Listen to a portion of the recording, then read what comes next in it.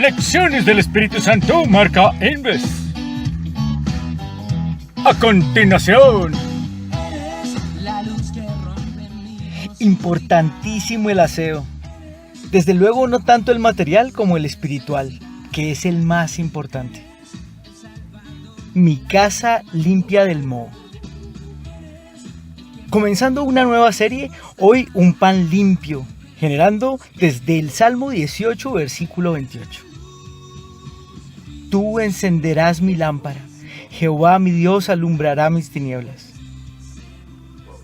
Padre eterno, gracias por ser la luz en nuestro camino.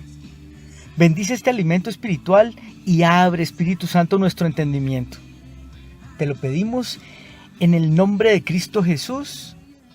Amén.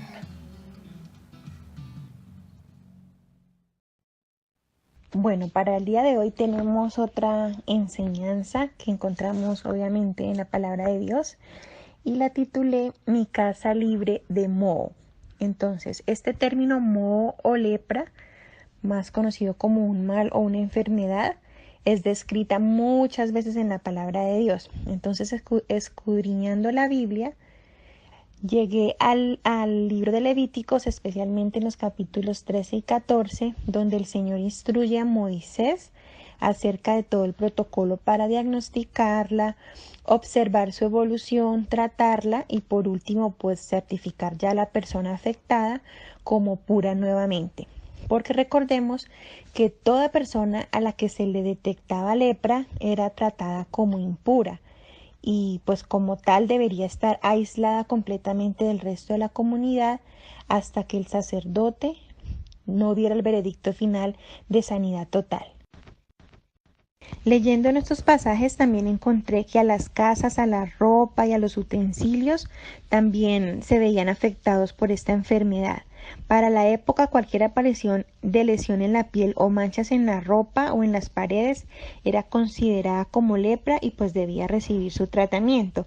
Pero en la nueva versión internacional y en la nueva traducción viviente, el término que se usa para esta clase de manchas específicamente en las casas o superficies es moho.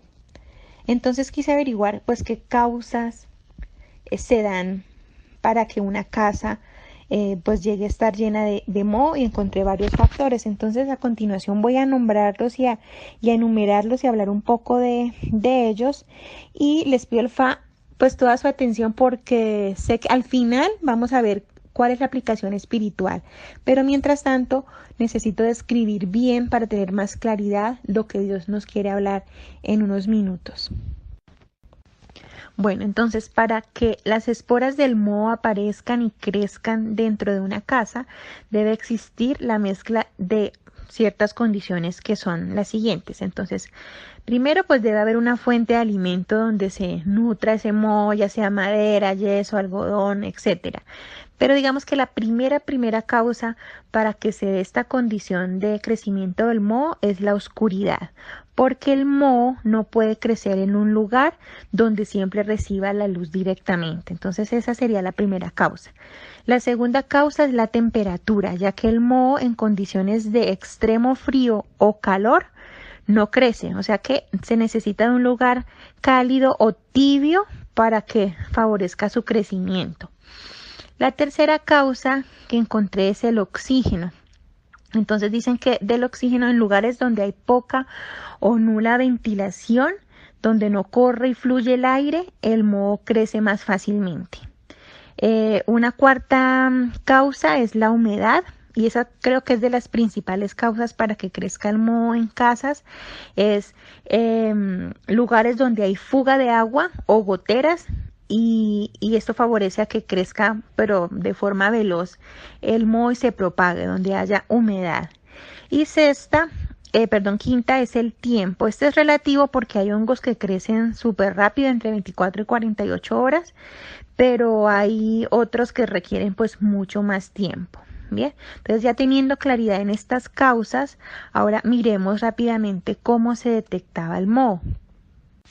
Entonces podemos darnos cuenta si nuestra casa presenta moho porque aparecen unas manchas que pueden ser blancuzcas, pueden ser negras, verdosas, grisáceas, inclusive hay unas que son hasta anaranjadas o color púrpura, pero no siempre es visible y por eso ahí, digamos, lo difícil a veces de detectar es que a veces solo se ve como si fuera suciedad y pasaría uno a creer que solamente es suciedad de la pared, pero mentiras que por dentro está la cosa hirviendo ahí de moho. Si no nos ponemos pilas con esas señales, entonces nos daremos cuenta de que la casa está con moho hasta que no detectamos el olor, que a veces solamente con el olor nos damos cuenta, así no hayamos visto nada en la pared, solamente ese olor a humedad, a como a estancamiento ahí, a cosa sucia y vieja, es que se manifiesta por el olor, ¿sí? Y cuando tienes moho creciendo escondido en tu casa, a menudo pues solamente lo podemos inspeccionar o ver si nos acercamos, así nos detenemos a revisar esa mancha y a como darle evolución, si se quedó quieta o si ha crecido día tras día, ¿no? Entonces, no siempre es tan fácil, se detecta dándole seguimiento o por medio del olor. Digamos que así es como lo que normalmente uno se daría cuenta de que está pasando en casa. Entonces dice que el crecimiento del moho a partir de fugas a menudo puede esconderse, ya lo vimos. Y si aquí es algo importantísimo, si ya hubo en algún momento de nuestro pasado en casa, hubo alguna pared que sufrió de humedad, lo más probable es que después de que ya se haya sanado esa pared, nuevamente empiece a crecer y sea por el mismo lugar. O sea que digamos que tiene memoria de dónde fue que creció. Bueno, entonces ahora como ya tenemos claridad de este proceso de crecimiento del moho, les quiero compartir ya una visión más clara de ese problema, pero reflejado a nivel espiritual. Entonces, ¿cómo podría desarrollarse el moho espiritual? Como ya sabemos, el moho necesita ciertas condiciones para su crecimiento y empecemos con la primera, que era la oscuridad. Cuando nosotros dejamos de leer la palabra de Dios, de hacer nuestro devocional o sencillamente dejamos de congregarnos porque decidimos no seguir más la voz y la dirección del Espíritu Santo, la luz de su palabra ya no nos alumbrará. Encontré el Salmo 119, versículo 105, es muy conocido y dice: lámpara es a mis pies tu palabra y lumbrera en mi camino. Este versículo a mí siempre me ha dado como mucha paz y mucha tranquilidad, pero también encontré uno muy bonito, de pronto no es tan conocido, y está en el Salmo 18, 28, que dice así: enciende una lámpara para mí, el Señor mi Dios ilumina mi oscuridad. Y en Primera de Reyes 8:12 dice lo siguiente: que el Señor habitaría en una densa nube de oscuridad. Entonces, es como paradójico, como así que es lámpara y es luz, pero el Señor también habita en la oscuridad. Eso ahí en este capítulo, en ese versículo de Primera de Reyes, el que está hablando es Salomón, después de que él ya se propuso en su corazón y Dios le permitió construir el templo.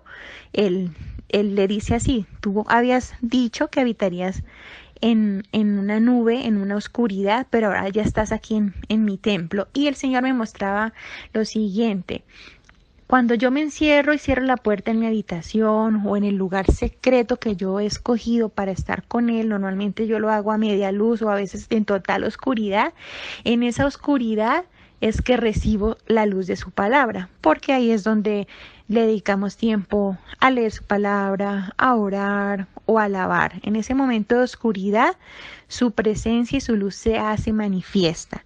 ¿Y para qué? Digamos, ¿para qué hacemos eso? O sea, ¿cuál es la importancia de hacer todo eso? Porque ya vimos que el moho en lugares donde hay luz no crece. ¿Se acuerda? Vimos que solamente, se favorece más su crecimiento en la oscuridad. Pero si yo me alimento de esa luz de su palabra, pues no voy a permitir que crezca, ¿cierto? Su palabra, su presencia es la prevención a las posibles manchas de moho que quieren salir. ¿Y para qué necesitamos estar libre de moho? Para hacer luz no solo para nosotros, para nuestra familia, sino, como he dicho en todos los audios, para el propósito que Él tiene, que es compartir a los demás de su palabra y de nuestro día a día con el Señor. Entonces, por hoy dejemos esta enseñanza hasta acá. En los restos de audio voy a hablar de las otras causas que vimos para que crezca el moho, que es la temperatura, el aire y la humedad, pero vistas pues obviamente a nivel espiritual. ¿Qué nos dice Dios en su palabra y cómo podemos ponerlo en marcha para que no nos llenemos de esa desagradable presencia que es el moho? Que tu presencia, Señor Jesús, esté siempre con nosotros. Que tu palabra sea siempre esa lámpara que guía nuestros pies y la luz que ilumina nuestro camino. Bendiciones por montones.